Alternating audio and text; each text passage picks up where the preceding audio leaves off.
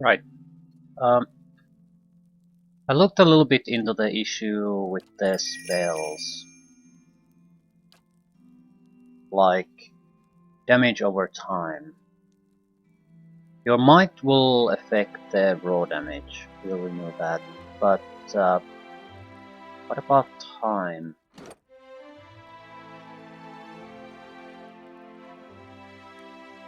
12% extra damage, 45% duration. So, for example, what about this?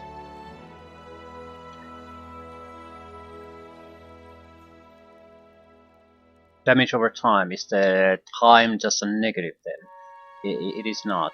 The base damage with the 14% increase, it does not equal 330 raw damage. So it's sort of calculated in that. So what it does is basically, with the base values of 15 seconds to 240 damage, it takes a damage not every second, but every about 3 seconds, I guess, more or less. It'll start with when the spell hits. The thing is, it's sort of tried to already calculate in the damage itself that since it's extended the time, it also increases the damage shown here. Also, these are not necessarily 100% reliable. So the math shown when the spell actually hits and does things in this screen is much more reliable than the information screens here. But in general, if the stats improve a spell somehow, it does improve it. It does not gimp it. There might be a exception or two, but that's I don't know if those are anymore in the game.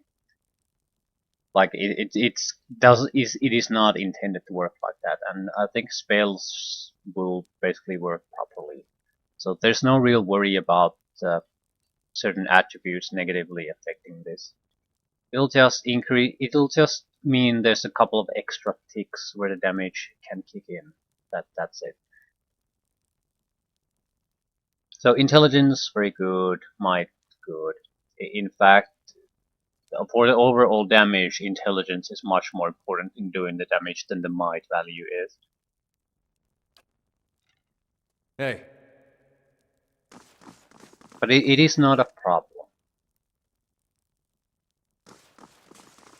Another interesting thing about that, though, that I know that was mentioned is that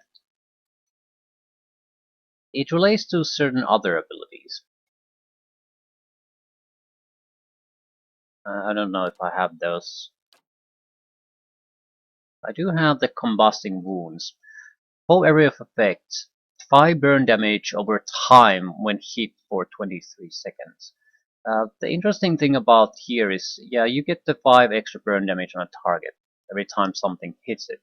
The thing is, it seems like every tick of damage over time is considered a hit. So there are multiple ways to trigger this besides doing some kind of a strike or some kind of a direct hit on a target.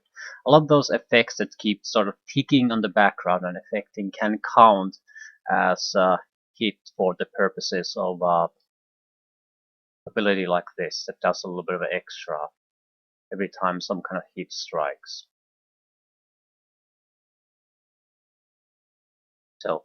So a spell like this can potentially be much more useful than it might appear initially looking at the description.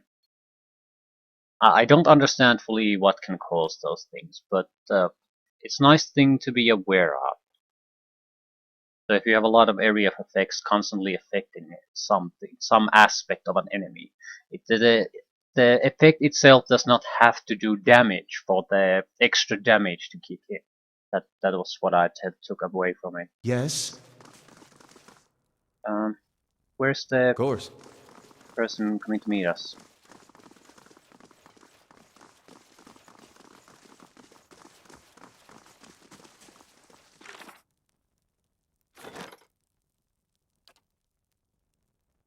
Prestigious visitor leaving in 8 days. Beryl. Okay. Where's Beryl? It seems your fame is spreading. I have heard travelers speaking of your accomplishments in Defiance Bay.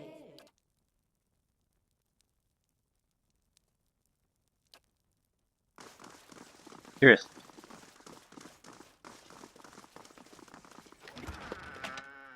Ooh. Lavender wreath.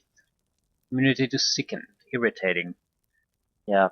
Could cause sickening on the enemy.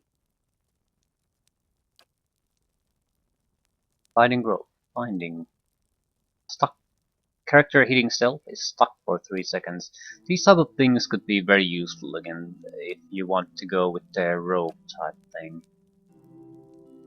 I'll take these.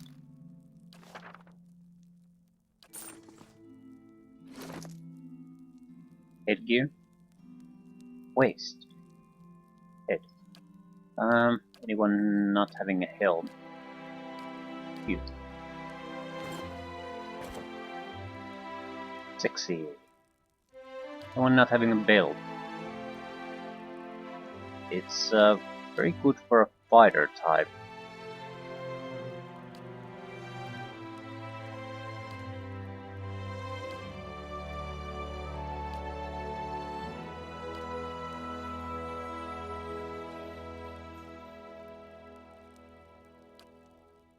I think I'll give it to Pallegina.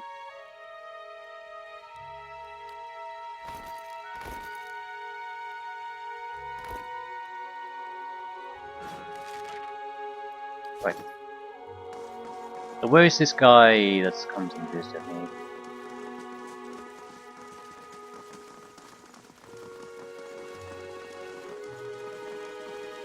Usually they're in the waiting hall here. No mention of where he might be. Now we have to hunt him down. Maybe he was outside the keep and I just didn't pay attention to it. Look at all these books. I don't suppose we could stay here a while.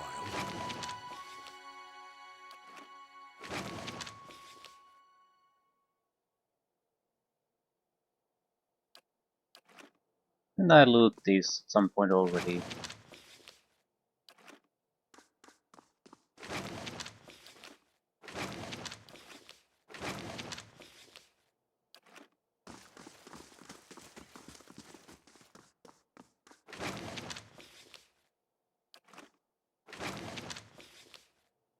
Midwife's memoirs. Aliyah prefers the worship of 2 children singing over 1,000 petitioners silently praying in picture.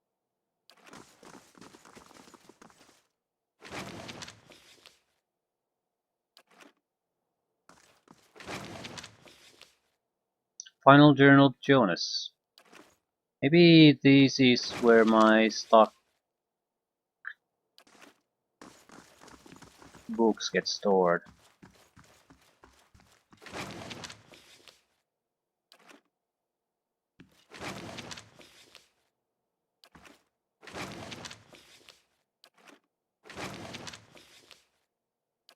Okay, the guy we're looking for is not here.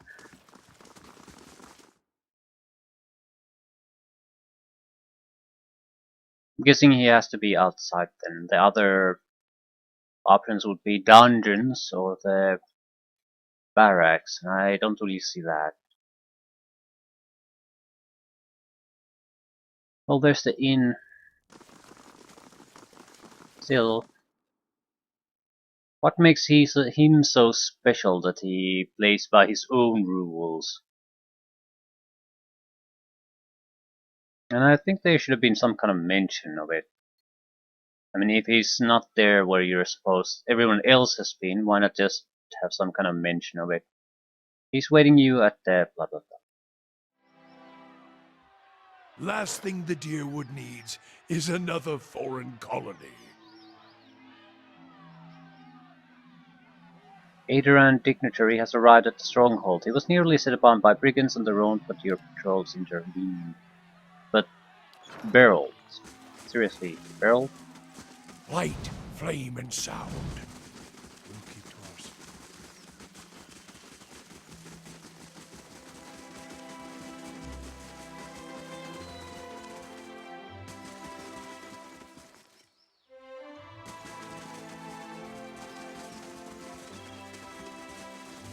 I'll go and deliver the bounty head.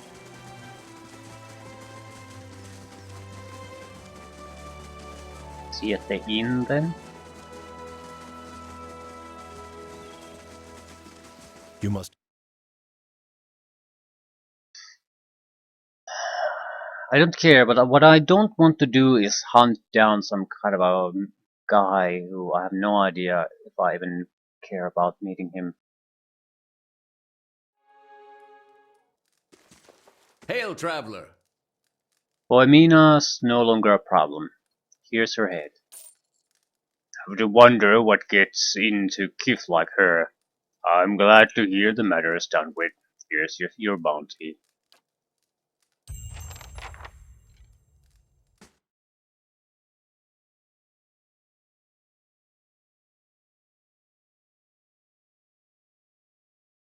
He's going to stay here for quite a long time, but if we are going to have to go to the Twin Elms, so it's a fairly long trip. I Last thing the deer would need is another. would definitely like to settle this before going there.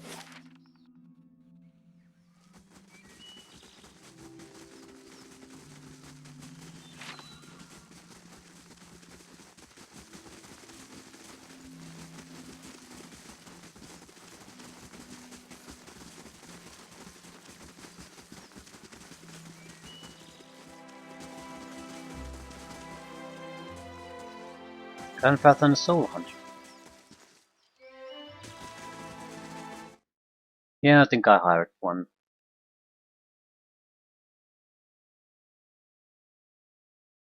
If he's not here, well, I'll rest anyway. I'll go recheck the keep after that.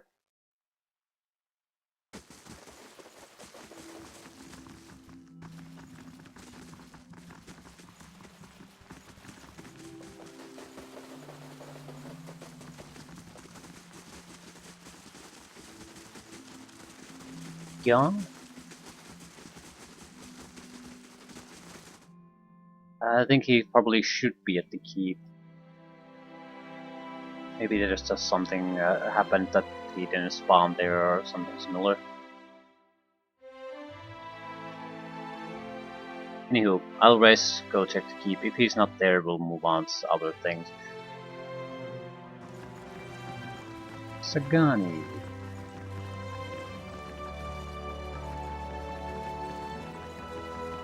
Why do we have extra rooms here? I suppose you have to have for everyone who's not in the party.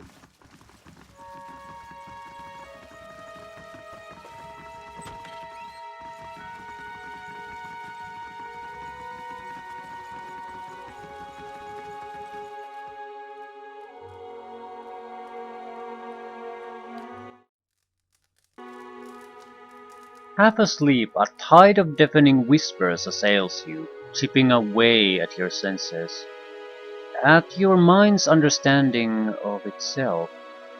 Their roar is louder with each passing night, their attacks more brazen, less confined to your subconscious. A familiar voice fights its way through the din, calling out to you. Hey! Hey! You gotta stop it with that. I just about punched you to snap you out of it. You were saying things, but there weren't any words I ever heard. You were shaking so hard I thought you'd crack your spine.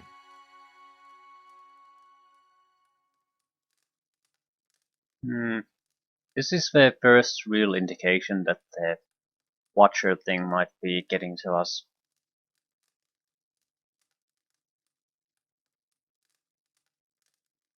What happened to the bucket of cold water?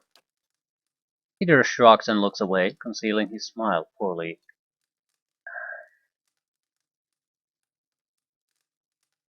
What would I do without a friend to punch me? Well, it's nice to feel needed. I'd have woke you sooner, but I thought it'd be nice for you to be able to close your eyes a bit. Folks don't last long without sleep. You're twitchy these days. Reminds me of Meyerwald more than I'd like. Anything I can do, you just let me know. We're close on this one. Hang on a little longer. We'll get you fixed up. I'm guessing your progress in the main plotline determines these type of events.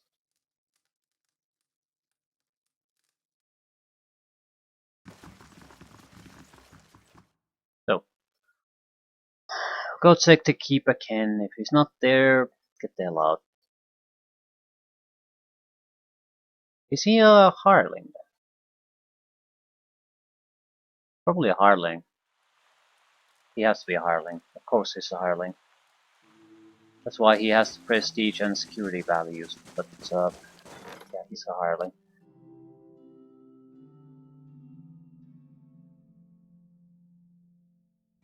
No.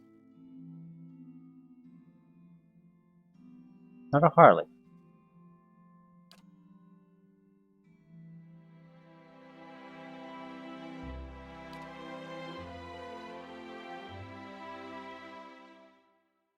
What the fuck are you then? He's sort of valued like a hireling though. Could it mean that he's wandering around the outer areas like every other hireling?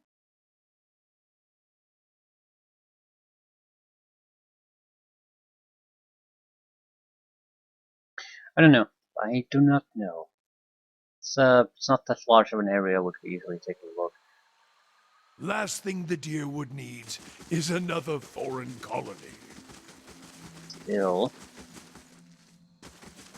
could be a dive. No, it's very unlikely. Why would it be the only one to do that?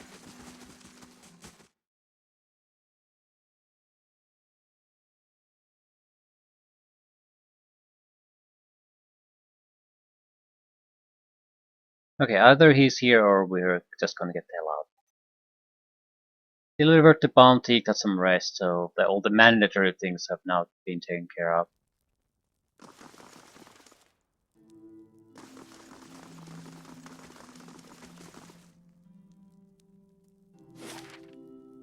Library, barracks, dungeons. Surely he's not in the dungeons or the barracks. You must gather your... It's not that. No, I can take a look. It's a couple of minutes wasted, but at the same time, it's not in here, so we might as well take a look. I don't see why he would be what he would be doing in barracks though. Let alone the dungeon.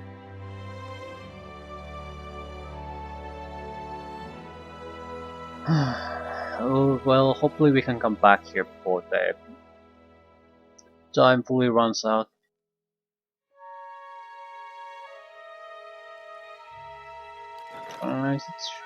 I really can't do anything about it. No, no options at all. Maybe he's just visiting and there's nothing I can do. Prestigious visitor leaving in 7 days. What was the notion of that? Beryl, an Aduran dignitary, has arrived at the stronghold. He was nearly set upon by brigands on the road, but your patrols intervened. There's no mention that he wants to do anything, just a Aduran dignitary. Maybe he's not here, maybe he doesn't want a meeting. He's just visiting for reasons. Yeah, I'm going back to adventuring. So maybe it's a little bit extra prestige and security while he's here. Or if he successfully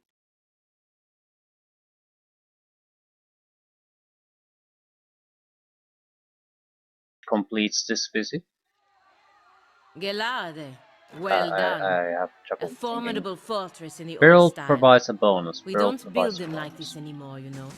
So Not by the sea. I think he's Too just vulnerable to a paladins. temporary bonus for us, and that's it. That's why I can't find him. He might be somewhere here, but it's a new type of a visitor, so... How much for Elm Street? It's about 2 days.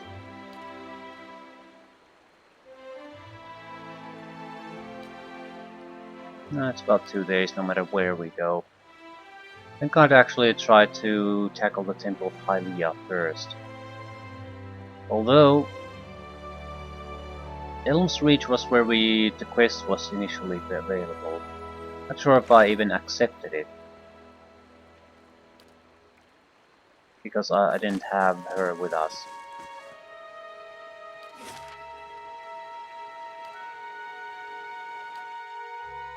I'll go talk to the priests again. And we'll just move north and tackle the dragon. Then go to the Ice Temple. It seems like it's a sizable building, but it's not that massive. And if we're careful with the sneaking, we might be able to solve the secret of the place without resorting to too much fighting. Was it really here? No, definitely not.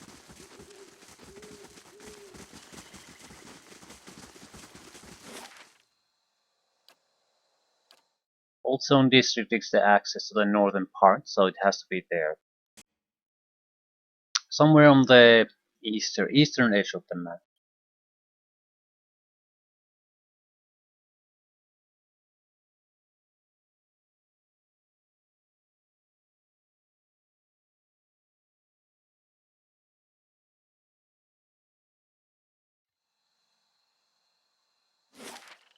There we go.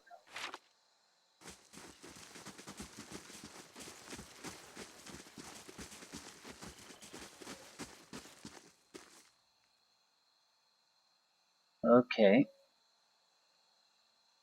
What do you know about the dragon? It's large, it breathes fire, and it's taken over our goddess's temple on the top of the mountain. One Winstra shrugs. What else do you need to know? Cashpath smiles, stepping in front of her. It's a dangerous beast, but we'd appreciate any assistance you could render, as would the Queen of Birds. In fact, if you mean to confront the dragon, perhaps you should seek guidance from Hylia herself. Here Evron is a sacred space for all the gods, and it's currently the best place to commune with Hylia, given recent events. Uh, Maybe we should go there then. It's the funeral island. I could go after this dragon. You could. What she means is that this is no mere drake, but a fully grown dragon, and one that has willingly moved into a populated area. You'll want every advantage at your disposal, including the blessing of the Sky Mother herself. I would suggest that you petition her directly at Ter Evron, if you haven't already. Onwen points to a path on her right leading north and up a slope. You'd want to follow this path here. You'll pass through the north wheel, but the way up the mountain continues from there. It's near one of those big circles laid by the builders. Yep, let's get started. Travel to Hylia's temple.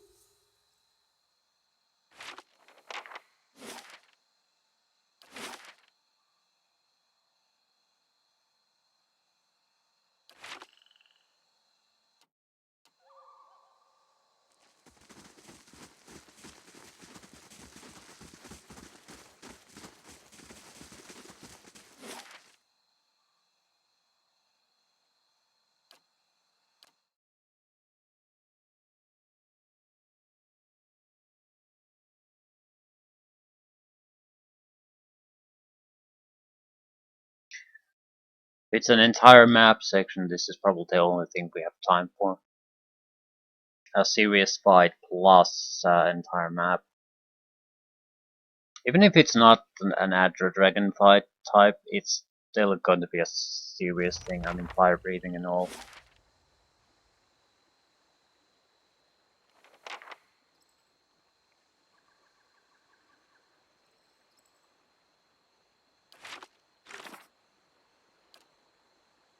Many roots in Hylia's temple, and it has gathered her worshippers. I've been tasked with facing this threat. High priest, blah blah blah blah blah blah blah blah. Suggested I seek counsel from Hylia herself. May be able to communicate with the goddess at Ter Evron in the Elms Reach district. Ter Evron, maybe. Yeah, it's the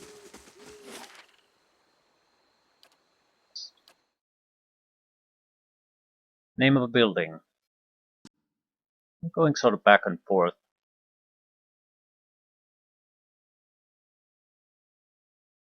Not sure it really matters. We don't have any reason to go back to the stronghold now. It was just misunderstanding the purpose there, so we can waste as much time here as we want. Ah, guess we're going there then. They did provide access to us.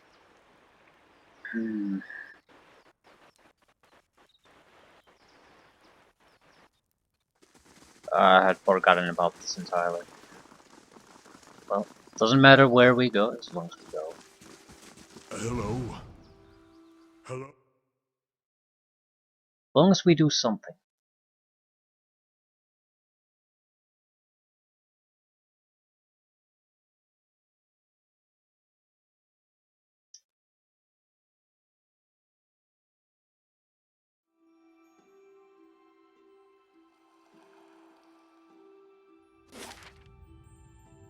All stars. Block passage. Well, I was expecting a bit more from this. So Theas went through the block passage and there's only this room left. Right.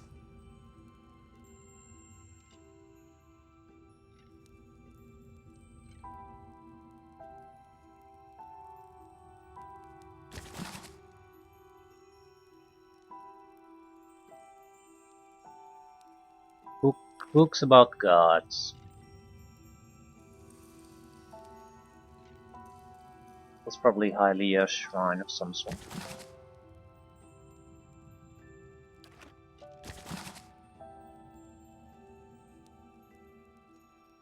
Yeah, the books about gods. About their nature. Shattered and charred stone blocks the passage in the sun shadow.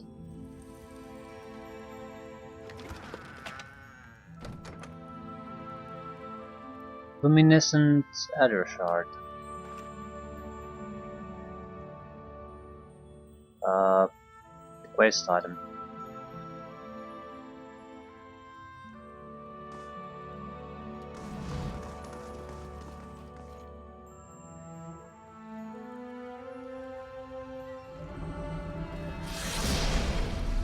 We lost a shard.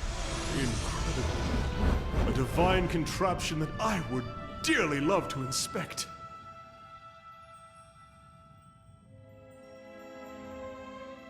So we can commune with the gods. They seem to be grouped. Alia and Berath are on their own. Skane, Rimgrand, and Andra are in a group, and Abaddon, Magran, and Gellavane are in a group. Hey, what is this question mark shit? In the nearby constellation you can make out the shape of strange formed beast. From time to time you think you sense a faint chill emanating from the shrine itself. So Rimgand.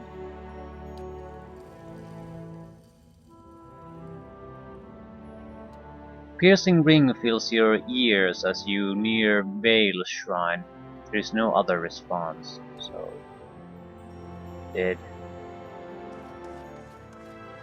Nothing happens when you approach Woodika's shrine, well, or they don't want to respond. Bereft Hylia Galawain Rimgrand.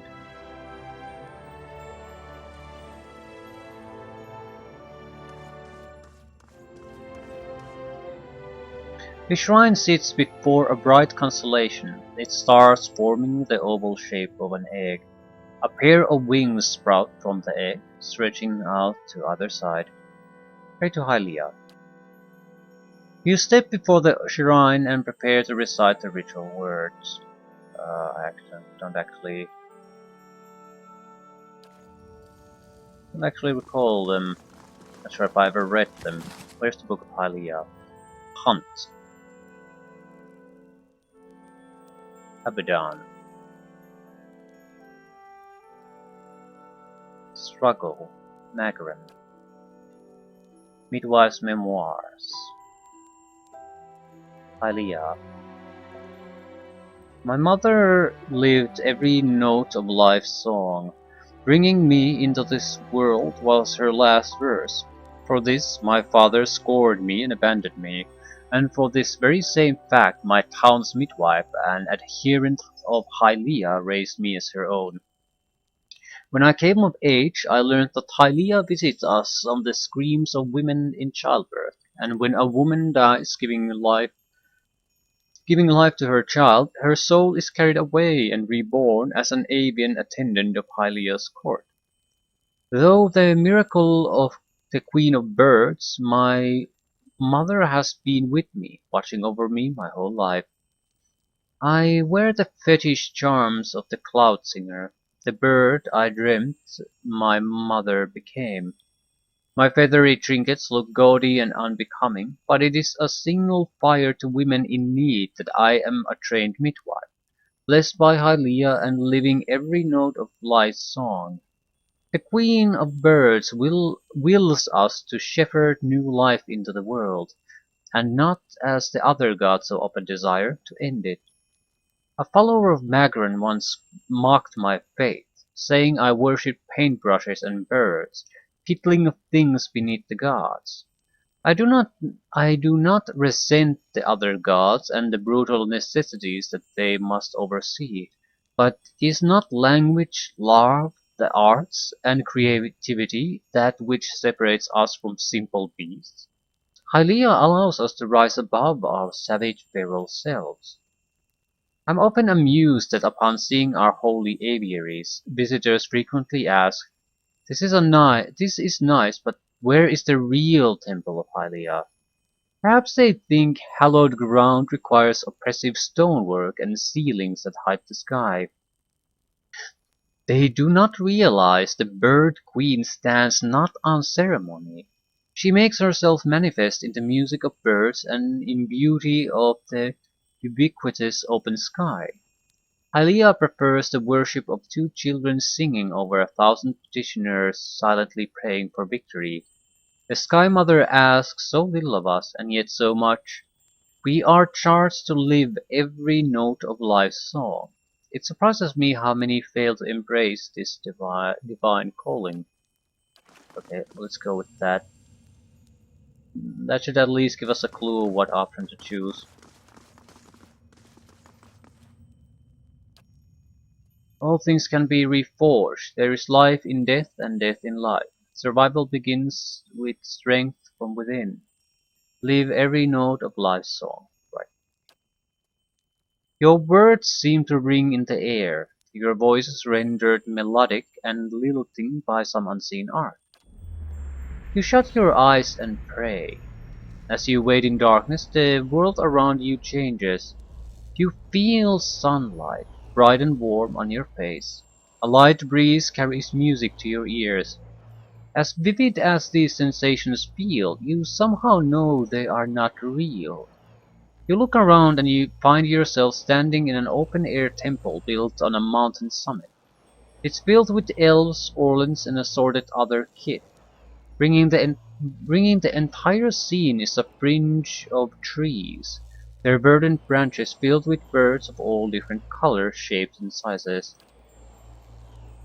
Aludina takes it all in with squinting eyes and a wry smile. And I'm supposed to feel at home here? Really? Everyone is singularly absorbed in a particular pursuit. And Orland sits with a canvas, a paintbrush in his hand and jars of green, blue and yellow pigments at his feet. An elf and an Aumaua standing to their side are locked in conversation, their expression dancing with delight.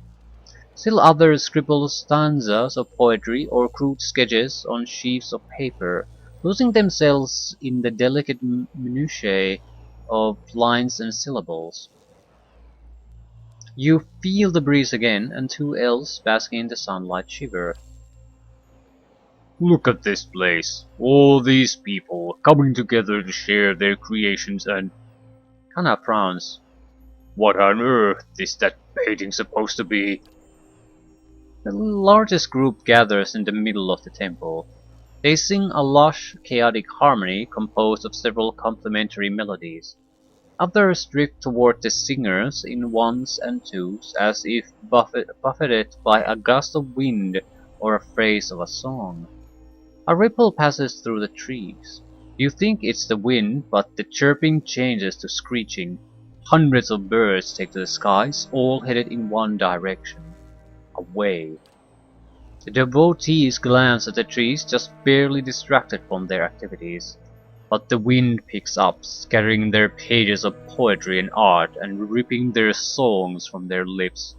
They look skyward and you follow their gaze. A dark shape blots out the sun. You can't tell what it is, but as it unfolds and expands, it seems to fill the sky. The wind roars over the summit. Seldom a good sign. Before you can flee, a shadow falls over the temple. It begins as a stain in the corner and spreads, blotting out the flagstones. It reaches the nearest kith, a black-furred Orland. The darkness swallows her, leaving only a puff of smoke in her place. The two elves that you saw earlier, a man and a woman, flee. You get a brief image of them huddled in the shadow of a mountain. They seem to see you too, and they reach out, calling silently after you. The others, however, seem frozen. As the shadow advances, they likewise vanish one by one. The driving gale scatters their ashes and the charred remains of their creations. The grieving mother holds her head. Songs of joy turn to screams of agony. What purpose, what lesson could possibly lie behind such destruction? You look up again at the source of the shadow, but the eclipsed sun forms a blinding corona around the thing. You can't make out any details. You can, however, feel heat. Restore my temple. You look down and find yourself standing next to Hylia's shrine in Ter Evran. Your pulse still races and your skin is damp with sweat from your strange encounter. That might be a good god for us to petition anyway. I mean, the god of artists and all that.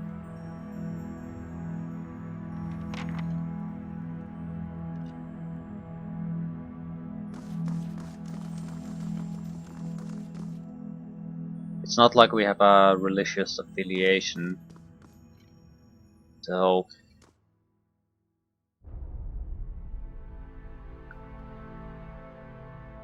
and our background is artist, so there's some minor connection there. It's worth considering at least. And if we have to do this for her, we've sort of done our favor for her already.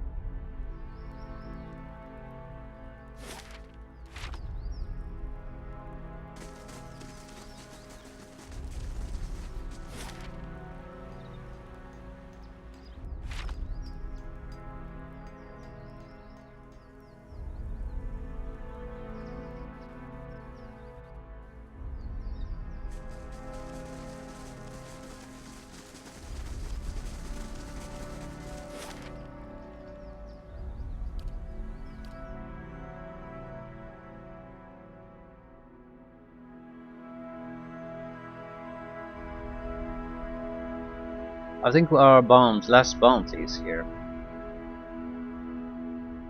As we're passing through, we might as well stick a knife in him.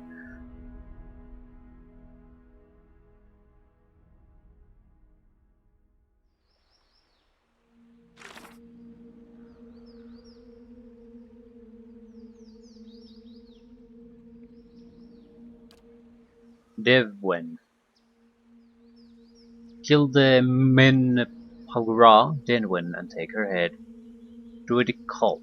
North Wheel. North Wheel. Probably near one of the ruins. Shh.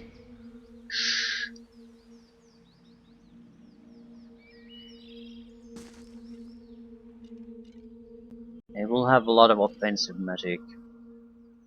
Need to go for kills quickly.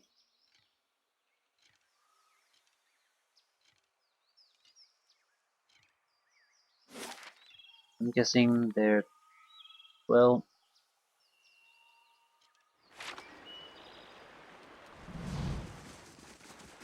they're in one of the shrines or ruins. Light, flame, and sound. We'll keep to ourselves.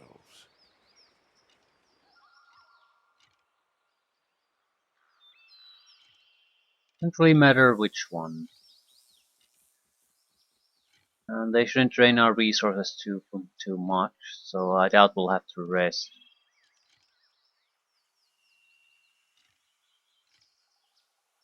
Elder Antelope.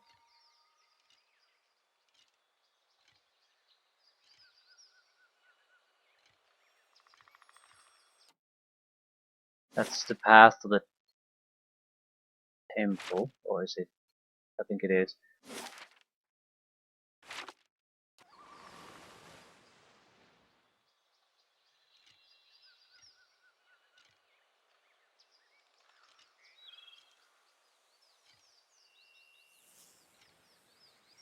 Formation people. The weakest ones can't be the ones leading.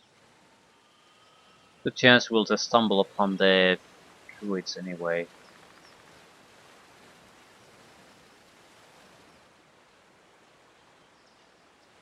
What's so special about Men Pagura? Do they petrify? Do they dominate? What? They're gonna do something nasty.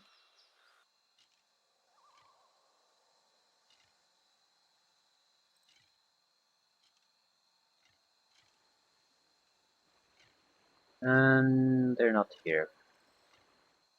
Oh, fuck me.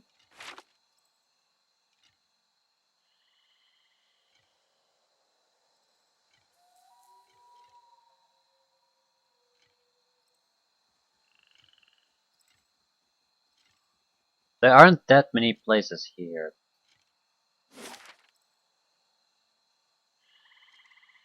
I mean, there's well, this area and that's pretty much it.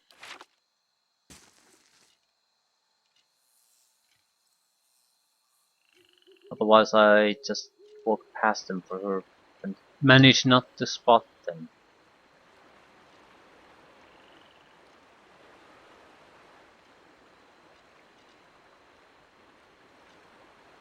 Elder Boar.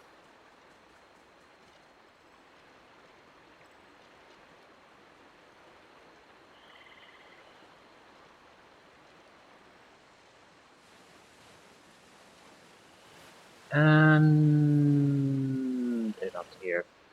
So there's the cave.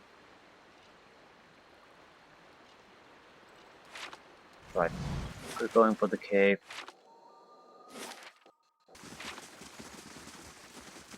Might run into the trouble and be sort of screwed, but it sort of looks like they're not here. And we have more or less a solid formation here.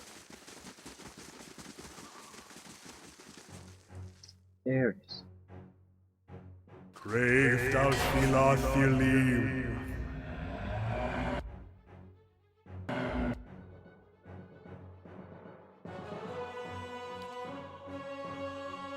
Paralyzed, stunned, frightened, stunned, terrified, dominate. It's pretty much immune to everything.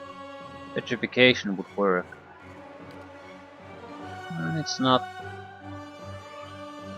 like we can't do it. It's unnecessary though. These guys aren't that dangerous.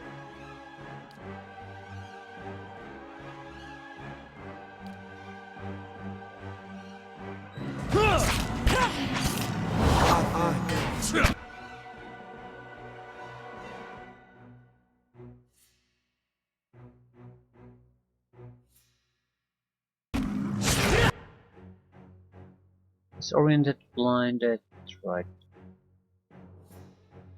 Gotcha!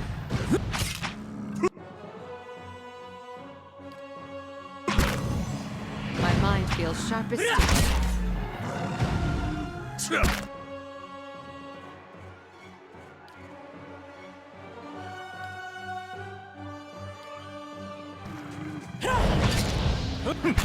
Gotcha!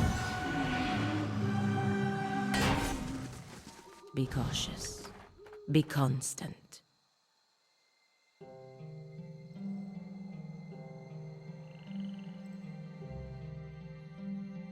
Okay. Bounty and the dragon. Guess we're gonna go back and deliver the bounty. Simply because we need to see if there's another set of 4, or was this the last one? Is there some kind of specialty if you manage to get all of the bounties?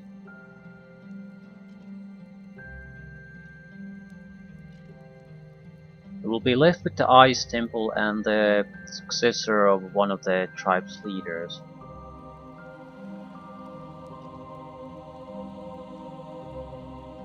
Corrupted druids. Right, I need to get more people within the... No. Let's do this. Hey, Should give us time to I'm prepare ready. some spells. hey.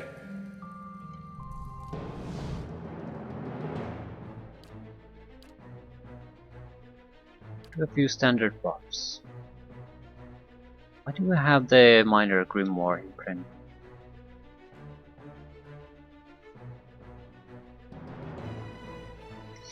Maybe I should actually try it sometimes and before I dismiss it entirely.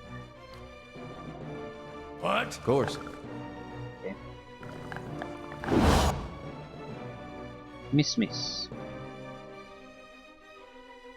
A lot of spells coming our way. Oh. That would rock! Good. They basically just missed with everything. Losers. Now. We do need to cast something. There's so many casters here that if we basically try to be cheap about this, we're just gonna cause massive amount of troubles for ourselves.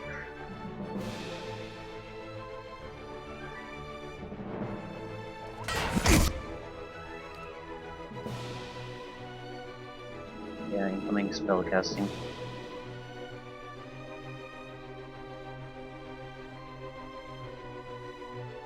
I can't paralyze this, but I can paralyze everything else.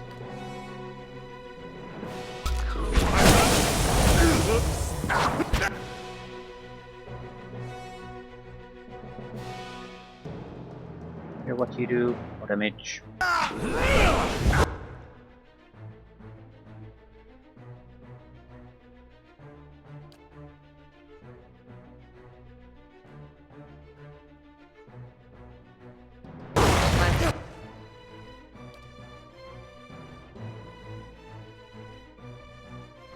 Just an earth blight.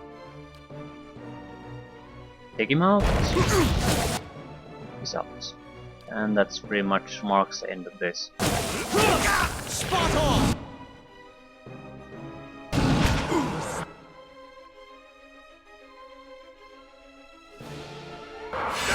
Gotcha!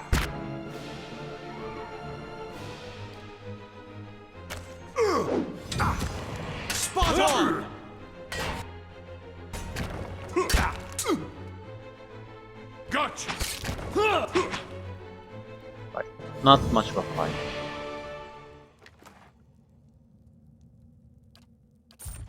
Of course.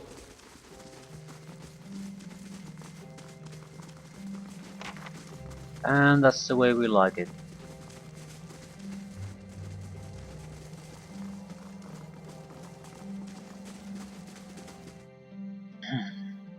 I doubt the temple is gonna be some kind of massive structure, considering what we learned about Hylia. So it's probably some kind of clearing with the dragon. That's pretty much it.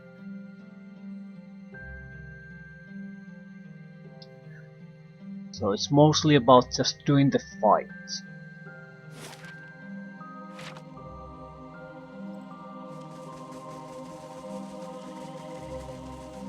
Challenge might be to get there in good condition. It's another text adventure to get to the top. Well, we want to arrive there in as good a shape as possible. A winding stair hugs the cliffside, providing an impressive view as you work your way higher and higher. Not too far along the path, however, you find your progress interrupted. A large boulder appears to have fallen onto the road from somewhere up above, and it now sits squarely in your way. Examine. The boulder is nearly flush with the cliff's face, preventing you from passing on by on that side. Along the edge of the cliff, however, there is a narrow space just wide enough to follow across to the other side. The boulder's landing has crushed the steps beneath it, however.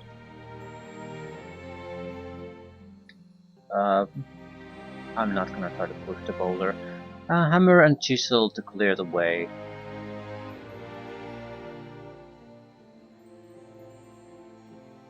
I mean, there's rarely any use for hammers and chisels.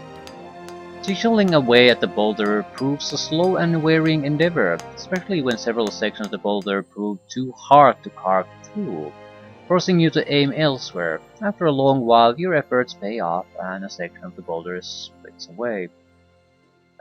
So we're tired now. You hear the echoing clatter of the rocks tumbling down the side of the cliff. The sound seems to stir something overhead. A shadow crosses the path, quick as lightning, and vanishes before you can catch a glimpse of what has cast it. But you do see the rapidly growing silhouettes of several more rocks flung down at you from above. Yeah, this probably would have happened if we would try to push the rock too, so there was a chance to just sneak by. But I'm not sure what that would have required. Scrambling to action, the party ducks under a small rocky protrusion along the cliff face, but Kana stumbles and is left just short of a shelter. A sudden hailstorm of fist-sized rocks and scattered debris rain down upon them. Battered and bruised, Kana leaps the final distance to safety. After a short while, the thundering rumble of falling stones fade away. Your ordeal past, you continue your climb, and the rest of your journey proceeds without incident.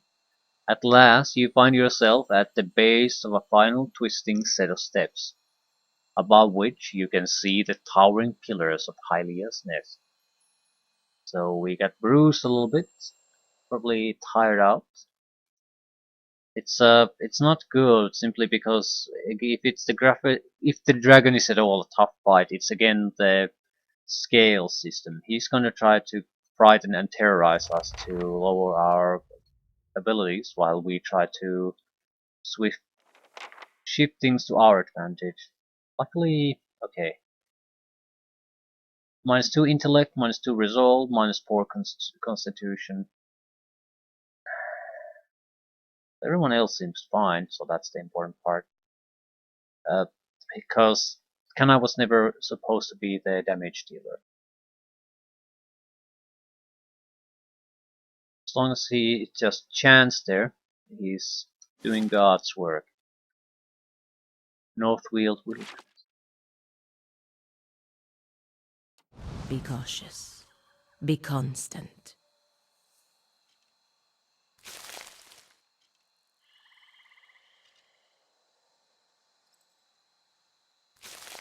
It's hard for me to see what exactly is going on here. What is this? Cloud Singer Songbird. Like,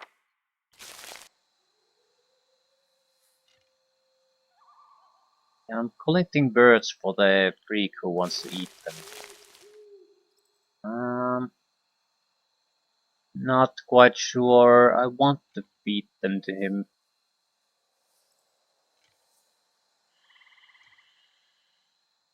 At the same time, he was sort of weird. So there's even a possibility it might work exactly like he describes it. Although, there's certainly reasons to be skeptical about that. It's not how things usually work. But he seems so confident about it, like he's done it before. Ooh, that's a lot of corpses. The edges of the bones are brittle and blackened. There's probably a way to get some additional fire resistance, but I don't think I'd give a shit. It's about the magnitude of the attack. If it's anything like the Adder Dragon, it doesn't matter if we can raise the resistance by 10 or 15 points. We're still gonna burn to death. If it is not, it doesn't matter because we can recover from it. So one way or another, it doesn't matter.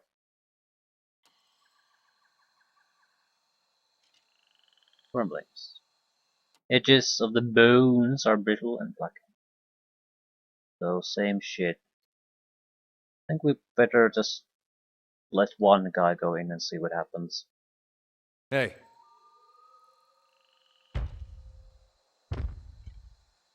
Right. What's the plan again? As you reach the summit of the mountain, a gust of wind stirs the air. You hear a noise like the snapping of sails, and the sky is briefly blotted out. A dragon lands before you, shaking the ground beneath your feet. It draws itself up to its full height and spreads its wings, barring your passage. Its neck, its back, and the ridge of its spine are covered with magnificent plumage. It hisses at you. While the sound is unlike any language you've ever heard, the beast's meaning is utterly clear. Vermin invading my nest, threatening my hatchling. You shall feed my young. A small worm crouches in a corner of the temple behind the dragon. Be careful, Watcher. Her mind is on edge, not with hunger but with fear. There is little more dangerous than a mother defending her offspring. We were told to restore the temple.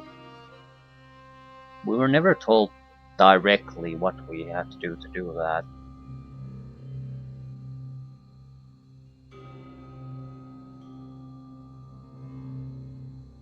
I've been sent to get you. No. I've been sent to get you to leave so that Hylia's worshippers may return. Not exactly. I've been sent to restore the temple. That's an interpretation of what that means. You have young here. I will protect my last hatchling to the death! And that death will be yours, rodent. Hylia is the goddess of motherhood, actually. And of the sky and all winged creatures. Even my kind know of her. Is that why you came here? I came to care for my remaining hatchling. My kind requires territory. Few places are safe for our young. This is a lesson that cost me the rest of my brood.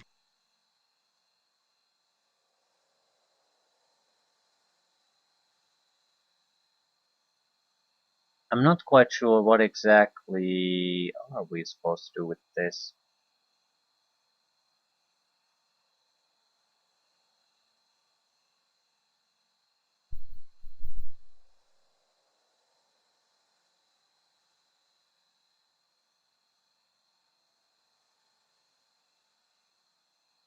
I mean, if I stay here, uh, Surely we can come back and stick a knife in her anyway.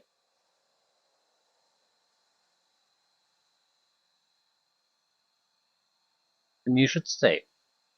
Raising your offspring here would honor Hylia. So be it. Go then, and with my thanks. Grieving mother's eyes are warm, approving. Truly, you are full of surprises and rare insights. Ugh.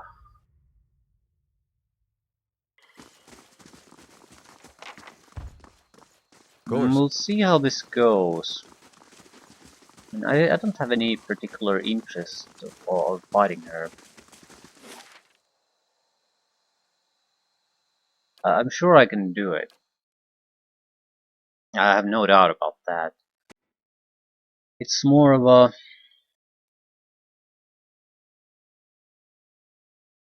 It wasn't clear what exactly we were requested to do there.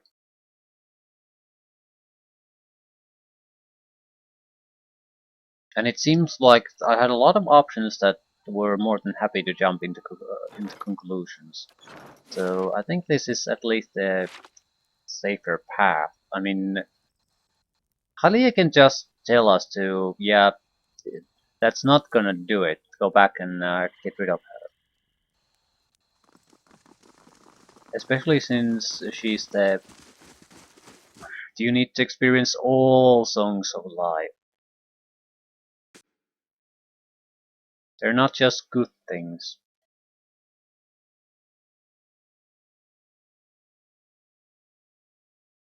So it's at least seems to give the impression that there are other options for you to take.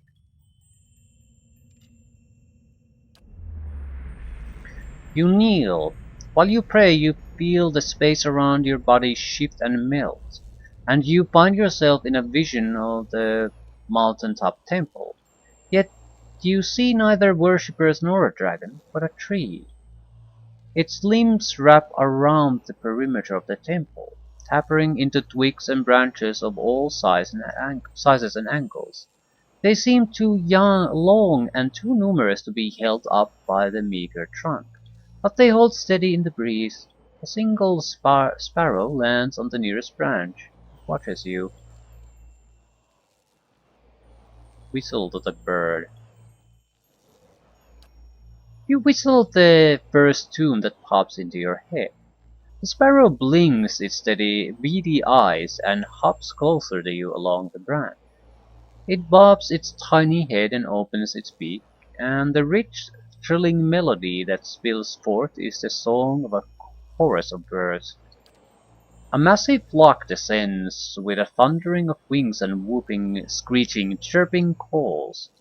They fill the bogs of the tree by the thousands, birds of every shape, size, and color nestling next to one another. Paladina sighs heavily. To be honest, I really can't stand birds.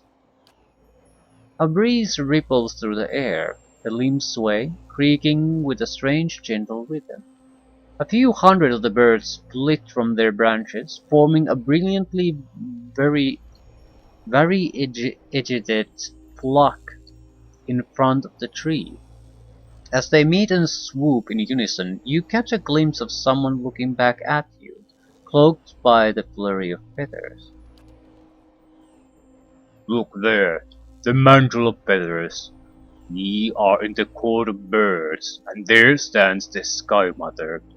You journeyed to my temple and found the dragon. Yet instead of driving it off, you allowed it to stay. The songs of my faithful will never again fill the nest, and the beast and her young will slaughter many to feed their hunger. The dragon sought shelter for her young. Are you not also the goddess of motherhood? And even in a creature so fierce you find tenderness.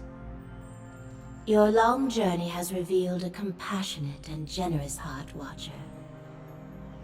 There is something else I would ask of you. The masked flock wheels around the temple. I'm listening. The birds return to the tree and nestle among their peers. The breeze ripples through the branches again, carrying the goddess's voice. You must stop Theos, and you must undo the tragedy he has wrought. The grieving mother rocks on her feet.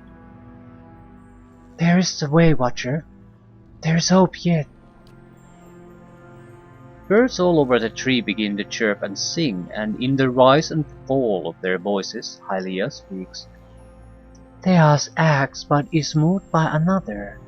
The exiled queen whispers in his ear, urges him to rob the living and the unborn of their souls for her benefit. And he has obeyed. A hawk shifts on its perch. She will consume them, grow powerful while 1,000 empty children are born. But there is still time to reverse this tragedy.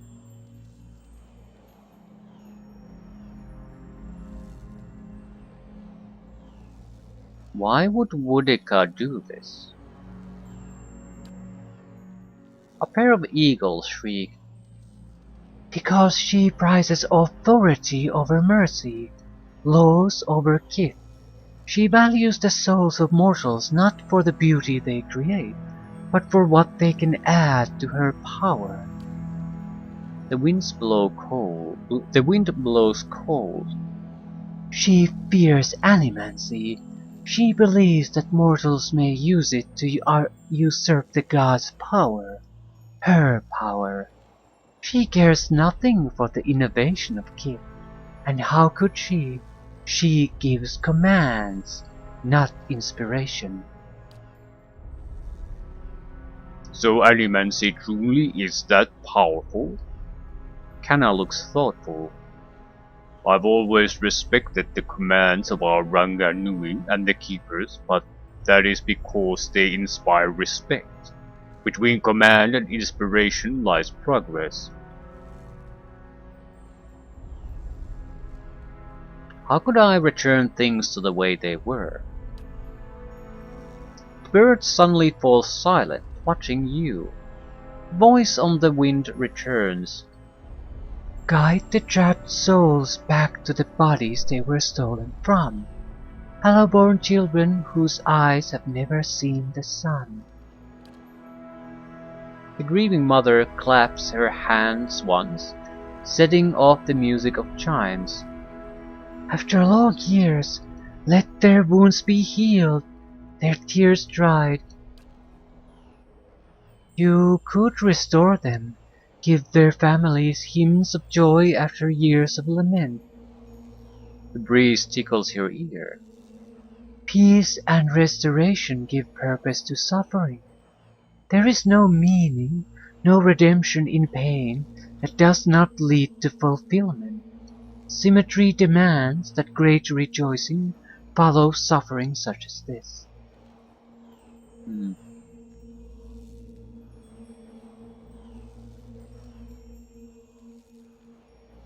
I'm not sure that it's possible to truly undo the harm. It's not about undoing the entire harm, but I'm not sure if I want to say that. Perhaps it would be better to allow these souls to find new lives. No. Thank you, Hylia. I will continue to the sun in shadow. When you reach the burial isle, you will find souls there that I have granted reprieve for their sins. I give these to you, for only they can bear you to safety on your journey down. And when you face Theos and the rotting fruits of his endeavors, remember the conversation we have had. In that moment you will have power rivaling a god's. And after it, you will live in the world that you have chosen. Choose Restoration, Watcher. Return the souls to the bodies they were stolen from. Swear to me that you will do this, and I shall give you power to make even Woodica quake. I can be merciful and terrible, Watcher. The grieving mother's eyes are fever bright. Archer, this is the hope I have held to, that the children of the Durwood might be restored, their families healed. Let us bring Hylia's restoration to this country. I have no problem with this. There seems to be a very few options here, and I think one of them is probably the Frost Goddess who has a temple here. Maybe that's... We need to do something in the temple if we want her help, and all something of a hunt. Yeah, there's probably like 4 gods we can ally with. And this seems fairly fitting for us. It's fitting for Grieving Mother. We've been leaning towards something like this through the entire time, so I don't see any reason why we should not go with this. I'm sure the other options might not be wholly terrible, but this fits just too well to ignore it. I swear to return the souls of the Hollowborn children of the Durwood. And I shall remember. Yeah, it might have a cost to it, but unless it's something completely ridiculous, I'll do it. Hylia doesn't seem to be the sort of a god who would demand that. The dark wings snap shut, and the tiny sparrow flits to your shoulder. It tilts its head back and opens its beak, and the song that spills forth is like nothing you've ever heard. Melodies, at once mournful and beautiful, entrance you. The world becomes a place of pure color and sound. Each perfect moment follows the next like the lines of a poem or the bar of a song. Wait, I'm not done with you. Alias Moon. Palladina steps forward inside the flock of birds. Birds wheel and pivot, showing a flash of pale feathers. Who is this that speaks in anger?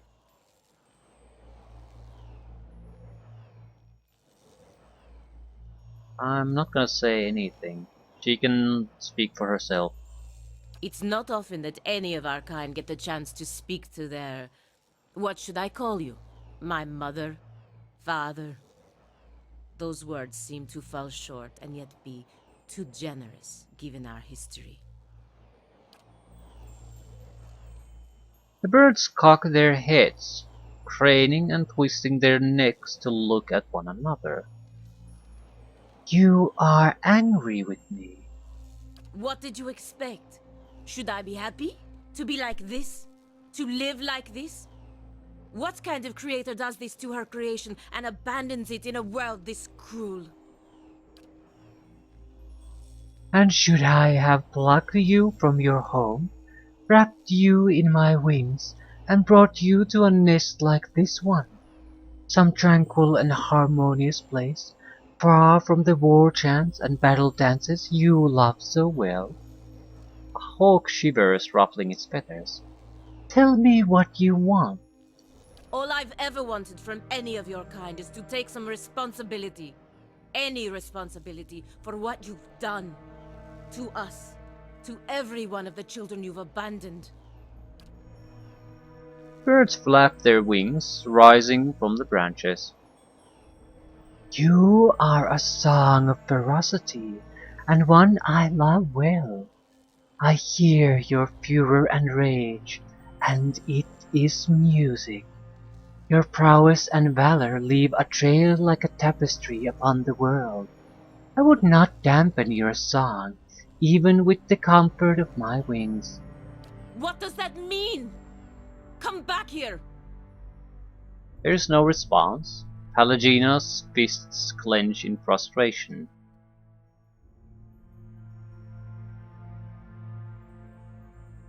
Say nothing. I should have known I'd never get any answers out of her. I'm done. You did get answers. Just didn't particularly like them, or understand them, maybe. Access collected. Curse of Cold Clay. Ooh.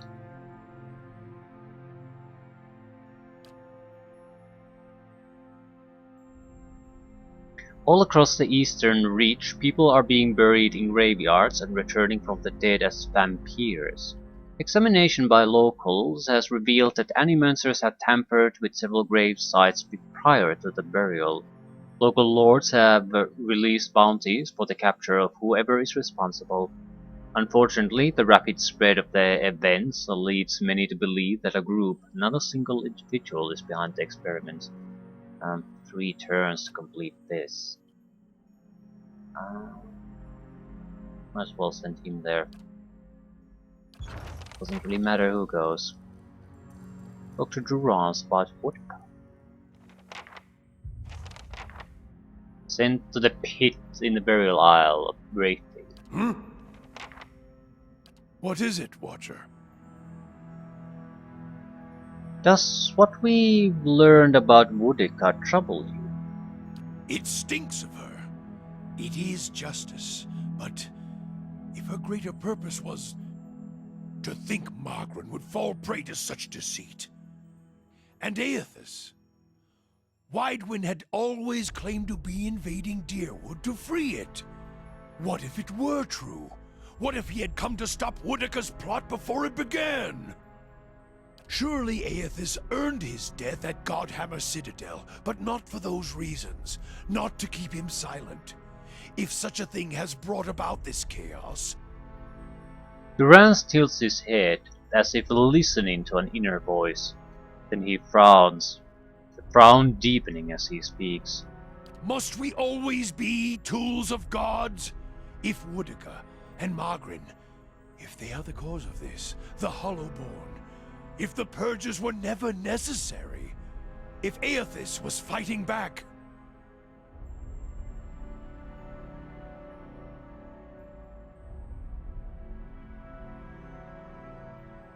Yeah, then your Godhammer didn't save Durwood, it doomed it. No. Eothas needed to be stopped. And so does Woodika. I know it had to be done. Would it have been better had you been spared the knowledge? No, I am glad to have walked this far with you, seen this truth. Perhaps it was what I was meant to see, with a watcher's eyes. All these dances of words and intrigues, machines of men, twisted, ripping the souls of children, and by the gods, the goddess of justice. If I could end her like Aethys, Margrin burned her once. One can do so again. Woodika, she must answer to her own justice. I'm not sure what I can add to this.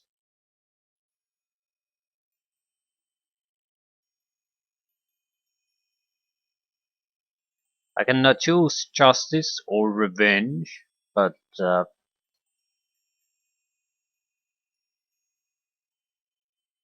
I'm not sure if I want to add that. But it seems like my other option is to end the conversation, so I'm choosing it.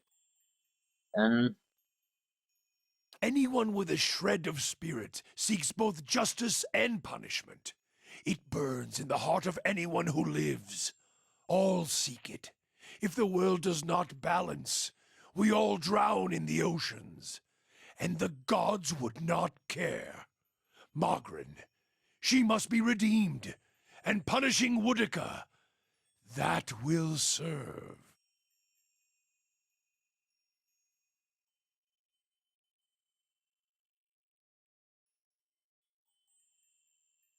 do we know that Magron was not a willing accomplice? We can either put forth that question, or we can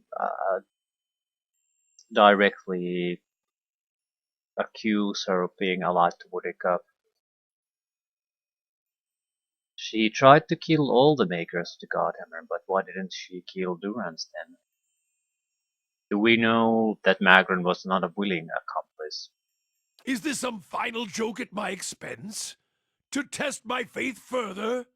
And why would you think that, Watcher?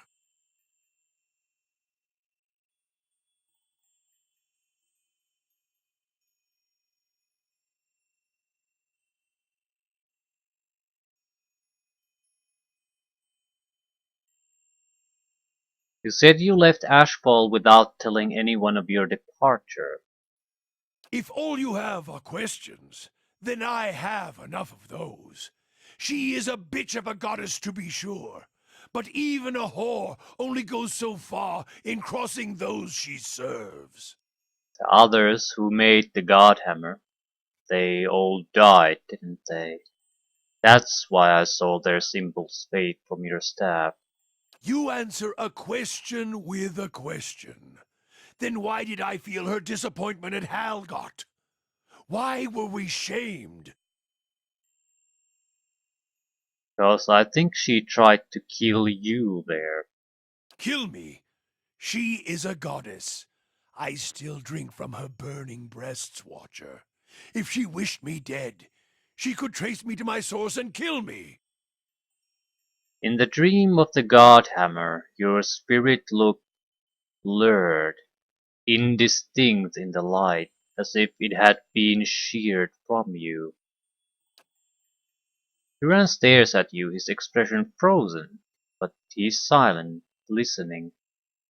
If you had been damaged as I saw in the Godhammer vision, then she may be unable to see you as you once were. Durance turns from you for a moment. His face twists in thought, conflicting emotions running across his features. Finally, he turns to you, his face steady. There's no proof, Watcher. I was a fool to think you could help me see any farther than I could. If you don't trust me, then trust your staff. Admit that the other Godhammer builders are dead. Durance turns to the staff, and for a moment you see his eyes burning, taking in the edges of the wood, the symbols inlaid there, the 11 faded circles. They died in the blast, yes. The other 11. I was the only one to walk away. I thought we had wronged our goddess. That this was my trial, and if I could prove myself worthy of her! I should have known better. There is only one God of redemption, and I saw him ended. As he studies the staff, you feel a wave of heat, a terrible energy rolling forth from it in waves. So much so, it feels as if the Godhammer itself is alive in his hands. And past it, you hear a cry, like a child being born, and your eyes feel the flash of light. Then 100 imagined shades of purple and white, streaming and circling into the howling of a storm, and beneath it, the grinding of ancient machines of stone, rock, and metal, grinding and churning until all around you feels as if it's burning, sinking into the shadows of the earth. Beneath the ground, the only place where a spirit might find refuge.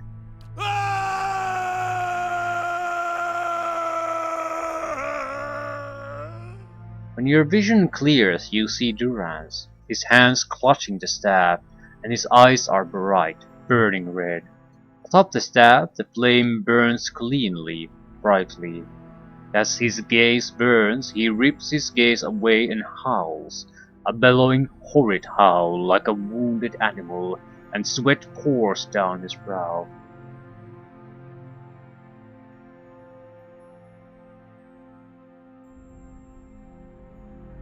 Durance, we can make this right.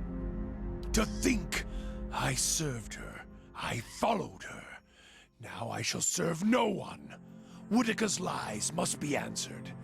And now it seems I must take fire and war from a goddess's false claim as well. I still take from her strength as I did, for as long as it lasts.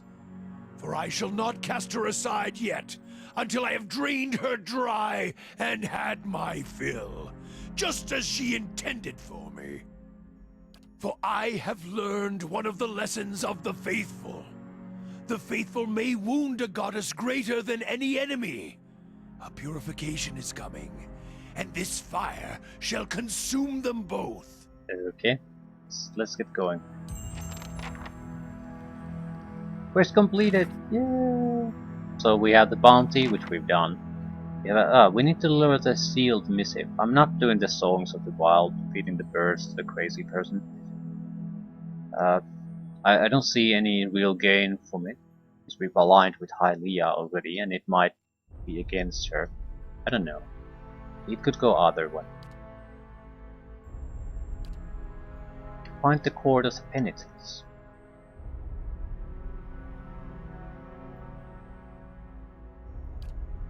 Distill the prison of ice and sacrificial bloodlines. Yeah, I think I'll do those. I'll just deliver the sealed missive first. Celestial sapling. In. Hey. Nice. I do like this in one aspect, especially this storyline. It seems like a lot of the things that have been happening have been world building, but at the same time you can sort of see that some things might be influencing what we've been experiencing a little bit, but they're tying them to Alright then. shit. Tying them to a sensible sort of a little tapestry. Every little complaint, the doubts about his brothers who were choosing the correct side. So, because he was a good person, always did the right thing, so why did he side with the invaders? Because he did exactly that. He sided with what he thought was right. After he met the god that was destroyed by the god hammer. So it all seems like they have their own story about the larger things going on, but as they do, but it's all fits together nice and clean. Stop right there. Okay.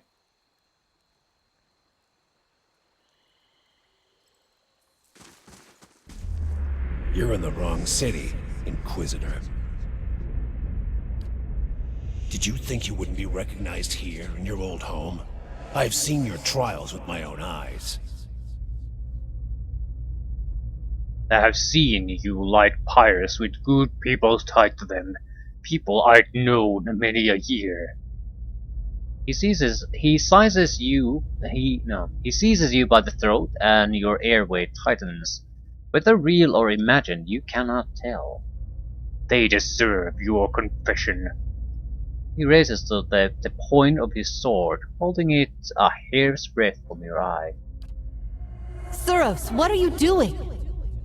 Startled, the soldier releases you immediately and turns to face the speaker. A woman in a plain wool tunic, fully a head shorter than he, but somehow seeming to tower over him. You have seen this woman's face before, but from afar, bloodied and burned as she lays stretched across the iron wheel. At the moment, it is marked only with concern. An assassin sent by the Inquisition, my lady, daring to approach our camp.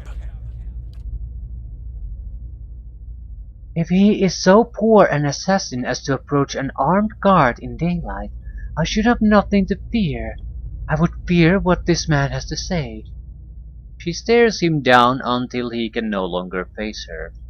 He turns away, sour-faced, watching you through sidelong glances, his knuckles white around the pommel of his sword. Do I know you? I'm not gonna lie. Grand Inquisitor Theos Ix Arcanan dispatched me here to spy on you. Yilwara doesn't blink. Are things as desperate as that over there? I'd never have known. I hope your next assignment is more stimulating. Listening to my lectures is dull work for a spy. She looks harder at you. I do remember you. It was years ago when I was a missionary, before all this. She shakes her head. Hard to imagine those days now, isn't it? What I wouldn't give. Few of my followers are actually from these parts, and the soldiers were mostly conscripted from the countryside. It's a welcome thought to have someone around who knew Kratom in better days.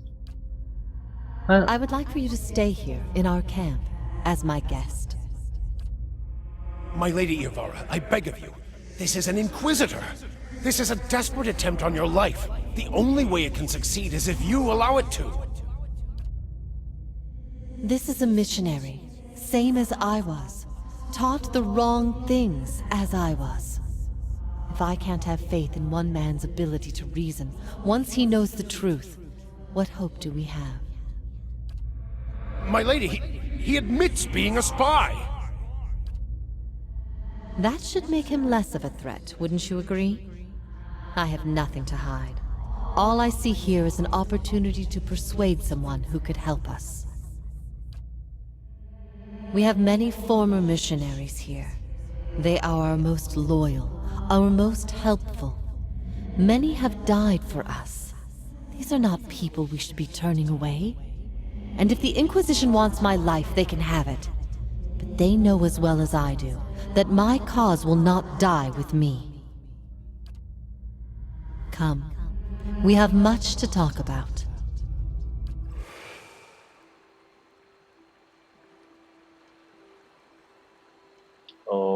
okay. So that's basically the only missing piece, I guess. How does my character's past fit into all this?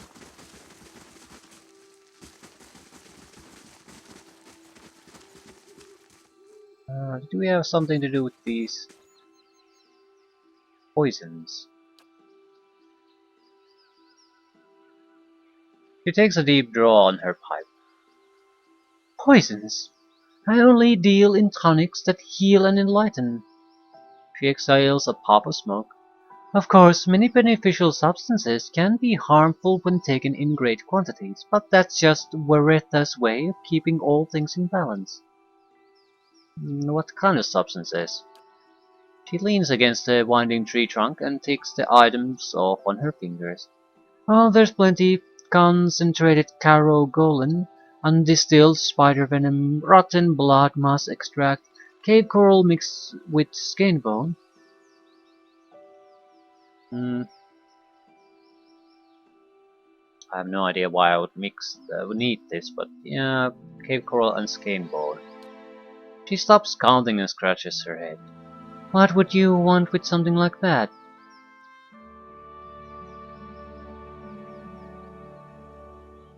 Just thought I'd experiment with it and see what happens.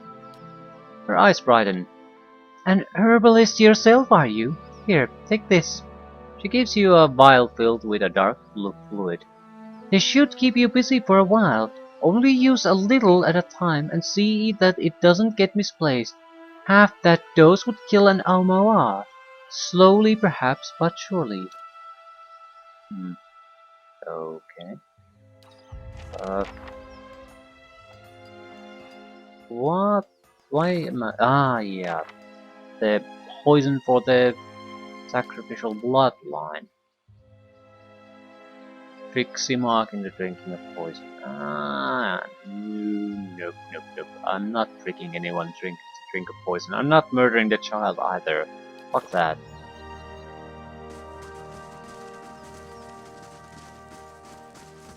Hail, Estramore.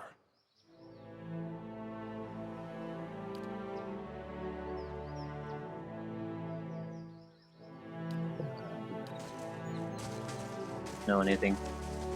Just passing through.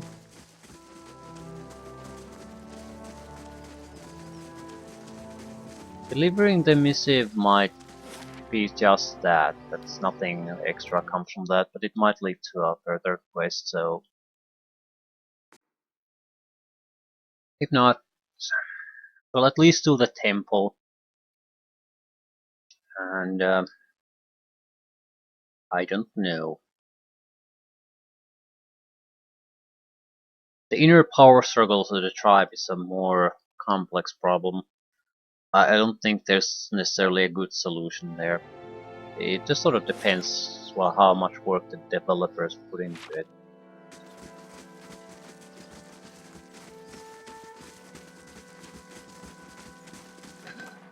Still, I'm not murdering a child and I'm not poisoning the leader, so if those are my only options, I'll just pass.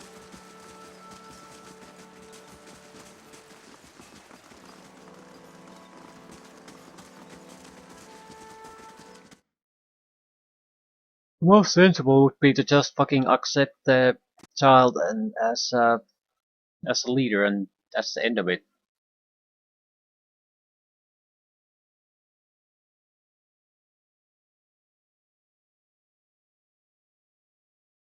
Yeah, he has a different way of doing things, but that's not necessarily always a horrible thing. You might learn something from it. Take what works, discard what doesn't.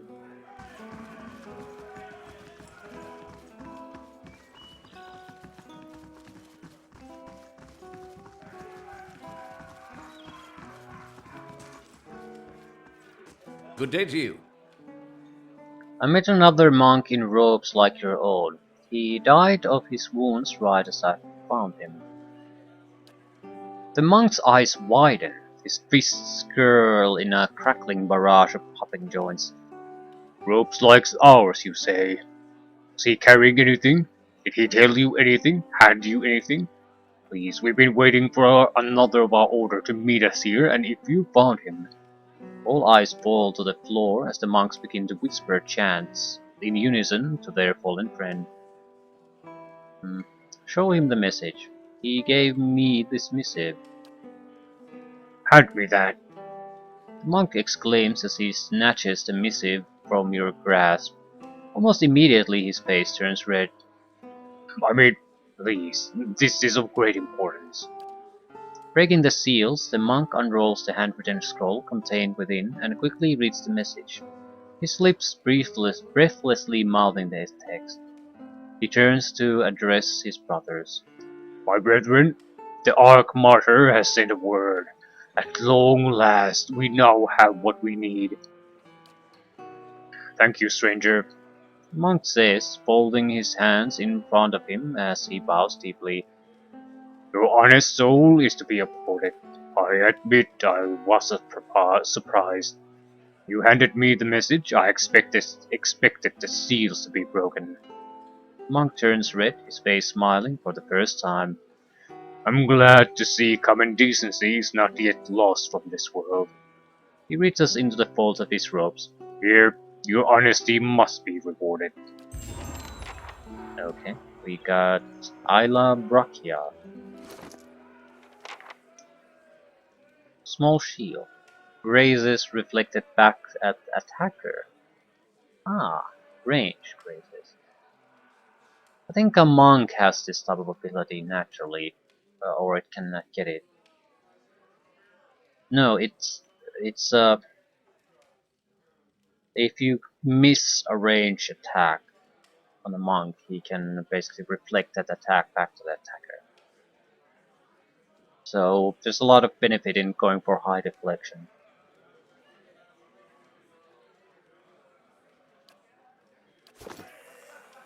Ah, shit. Buried graveyards, curse, vampires. Olaf traveled from Hangman's Abbey to the Bay of Crowns, investigating the various reports of vampire appearances. In each case, Olaf discovered that the gravesites had elaborate glass, copper, and altar devices buried around them. The distinctive intricacy of the devices was traced to an Valiant dwarf that had been shunned for his unpleasant practices in Salona and Ankenzie. When captured, the dwarf claimed his intent was not to create vampires but to restore life. Vampires were created due to the dwarf's inability to solve a fundamental problem with his machinery. The incredible frequency of the dwarf's activity was not due to co-conspirators, but rather his extensive use of drugs that kept him awake and frantic for days on end. Once confronted, the dwarf put up no fight and allowed himself to be taken into custody. When Alaf left him, he was waiting trial in Telonair. Some experience, some money, and an average item. Remembrance of Life's Warmth. 3 uses. Friendly area of effect, plus 20 endurance, plus 20 endurance.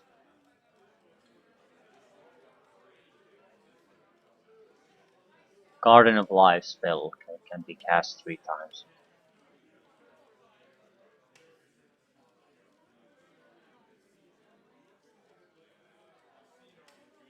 I'm not quite sure why it's mentioned multiple times. Area of effect, friendly area of effect. So everyone in the area of effect gets an area of effect of endurance restoration.